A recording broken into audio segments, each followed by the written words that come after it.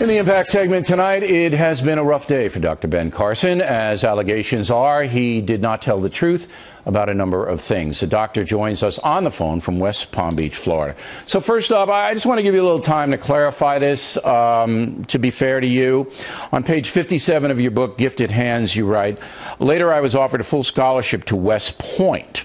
And apparently there's some controversy about whether your campaign is saying that's not true. What's the story? The story is, I had ascended the ranks of ROTC to become the city executive officer faster than anyone had ever done that before.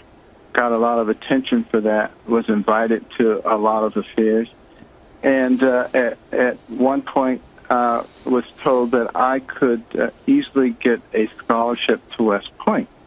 And I indicated that, I was going to pursue a career in medicine, but that I was very grateful, and that was the end of that. All right, so you weren't offered anything, and besides, I don't know whether you know this or not, but there are no scholarships to West Point. It's all free tuition. You get an appointment from a congressman or a congresswoman, and that's how you get there. But you were never formally offered any kind of accommodation to West Point. Is that correct?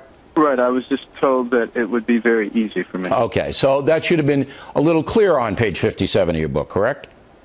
I guess it could have been more clarified. I told it as I understood it. Okay. Last night on Miss Megan's program, you were talking about the kid that you almost stabbed, apparently a relative of yours.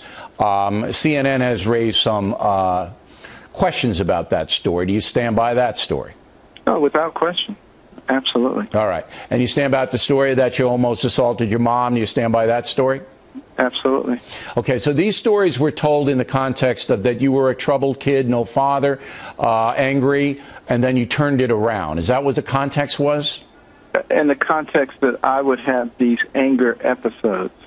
And when I did that, I would become irrational. That's why I said it was almost like a disease.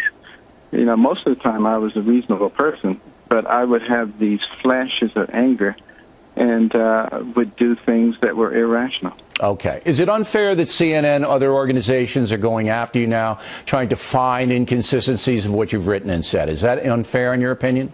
Well, what's really unfair is the way that they do it, because you say we went back and talked to 9 of your classmates. I looked at some of the names of the people they talked to. There's no way those people have any clue of any of this stuff. And it's just an erroneous methodology.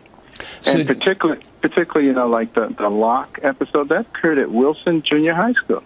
But none of those people they talked to were at Wilson Junior High School. It's just craziness. Now, I'm going to take your word for all this, Doctor. I'm going to believe you.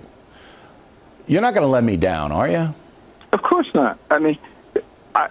Lying, I believe, is a grave sin. And there's just no way I would be sitting here lying about something like this. It's just beyond all right, belief. because, my philosophy as a fellow Christian is to, you have a track record of achievement, and you don't look like a deceitful man. But I just hope you're telling the truth. And I think a lot of it's small ball. But as I said in the Talking Points memo, you're running for president, you got to tell the truth all the time, 24/7. Last word.